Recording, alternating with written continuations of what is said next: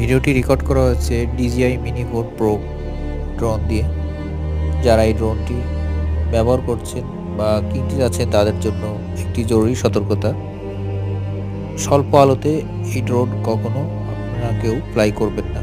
যদি ফ্লাই করেন তাহলে আপনার 100% রিস্ক থেকে যাবে। কারণ অল্প আলোতে এই ড্রোনের যে অবস্ট্যাকল অ্যাভয়েডেন্স সেন্সর রয়েছে, অর্থাৎ সামনে যদি কোনো ধরনের বাধা বা কোনো ধরনের বস্তু আসে সেটা কিন্তু স্বল্প আলোতে ড্রোনটি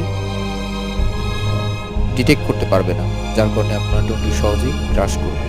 তো এই বিষয়ে অবশ্যই সতর্ক থাকতে হবে। এই ভিডিওটি করতে গিয়ে আমি যে সমস্যার সম্মুখীন হয়েছি সেই অভিজ্ঞতাটা শেয়ার করলাম আপনাদের সঙ্গে।